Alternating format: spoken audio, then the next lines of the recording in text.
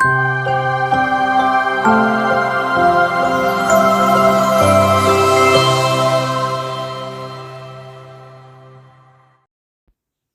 Cleaning video ആണ് ഇന്ന് നിങ്ങൾക്ക് പരിചയപ്പെടുത്തുന്നത്. വെൽക്കം ബാക്ക് ടു ലൈസ ഹസൻ വ്ലോഗ്. ഇന്ന് ഞാൻ ചെയ്യാൻ പോകുന്ന വീഡിയോ വീട്ടമ്മമാർക്കൊക്കെ ഉപകാരപ്പെടുന്ന ഒരു കിച്ചൺ ടിപ്സാണ്. എല്ലാവർക്കും നമസ്കാരം. എൻ്റെ വീട്ടിലുള്ള ഒരു പഴയ ഫ്രിഡ്ജ് ക്ലീൻ ചെയ്യുന്നൊരു വീഡിയോ ആണ് ഇന്ന് നമ്മൾ പരിചയപ്പെടുത്തുന്നത്. അതിനായിട്ട് ഞാനിവിടെ കുറച്ച് ഉപ്പ്, അതേപോലെ ബേക്കിംഗ് പൗഡറും ബേക്കിംഗ് സോഡയും കൂടി മിക്സ് ചെയ്തതാണിത്. ഇത് മൂന്നും കൂടെ മിക്സ് ചെയ്തിട്ടാണ് ഞാൻ ഫ്രിഡ്ജ് ക്ലീൻ ചെയ്യാൻ പോകുന്നത്. പഴയ ഫ്രിഡ്ജ് വീട്ടിലുള്ളവർക്കൊക്കെ അറിയാം, ഐസൊക്കെ കട്ട പിടിക്കും, അതേപോലെ പെട്ടെന്ന് വൃത്തികേടാവും. അപ്പോൾ നമുക്ക് കാണാം ഞാൻ എങ്ങനെയാണ് ഈ ഫ്രിഡ്ജ് വൃത്തിയാക്കുന്നതെന്ന്. ഇതിലേക്ക് നമ്മൾ മിക്സ് ചെയ്ത് വെച്ചിട്ടുള്ള ബേക്കിംഗ് സോഡയും ബേക്കിംഗ് പൗഡറും ഉപ്പും കൂടെ ഫ്രിഡ്ജിൻ്റെ എല്ലാ ഭാഗത്തും സ്പൂണ് കൊണ്ടോ കൈ കൊണ്ടോ എങ്ങനെയെങ്കിലും എല്ലാ ഭാഗത്തും എത്തിക്കുക. ലേശം വെള്ളം നനച്ചിട്ട് ഇത് എല്ലാ ഭാഗത്തും തേച്ച് പിടിപ്പിക്കുക. ഒരു 10 മിനിറ്റിന് ശേഷം നമ്മൾ പാത്രം കഴുകാനൊക്കെ ഉപയോഗിക്കുന്ന എന്തെങ്കിലും വെച്ചിട്ട് നന്നായിട്ട് അതൊന്ന് ഒരതി കൊടുക്കുക. അങ്ങനെ ഈ ഫ്രിഡ്ജിൽ നിന്ന് വെള്ളം വീണിട്ട് ഇങ്ങനെ കളറൊക്കെ കാണാം. അത് എത്രയും പെട്ടെന്ന് നമുക്ക് വൃത്തിയായി കിട്ടും. ഈ ബേക്കിംഗ് സോഡയും ബേക്കിംഗ് പൗഡറും ഉപ്പും ചേർത്തിട്ടുള്ള ഈ മിശ്രിതം ഉപയോഗിച്ചിട്ടുണ്ടെങ്കിൽ നിങ്ങൾക്ക് വീഡിയോയിൽ തന്നെ കാണാം. ഇതുകൊണ്ട് ഒരതുമ്പോൾ തന്നെ ഇത് പെട്ടെന്ന് വൃത്തിയായി കിട്ടുന്നുണ്ട്. നന്നായിട്ട് കറ പിടിച്ചിരുന്നതാണിത്. ഈ ഫ്രിഡ്ജ് ഒരു 10 കൊല്ലം പഴക്കമുള്ള ഫ്രിഡ്ജാണ്. അതിനിത് വൃത്തിയാക്കിയിട്ട് നിങ്ങൾക്ക് കണ്ടാൽ മനസ്സിലാവും. അങ്ങനെ ഇത് ഒരതിയതിൻ്റെ ശേഷം നമുക്ക് നല്ല വെള്ളം ഉപയോഗിച്ചിട്ട് നന്നായിട്ട് ഇത് തുടച്ചെടുക്കാം. ഇതെല്ലാം ക്ലീനായിട്ട് വരുമ്പോൾ നമുക്കൊരു മണിക്കൂറൊക്കെ എന്തായാലും വരും. ഇതിൻ്റെ എല്ലാ സ്റ്റാൻഡുകളൊക്കെ നമുക്ക് ക്ലീൻ ചെയ്ത് വെക്കണ്ടേ.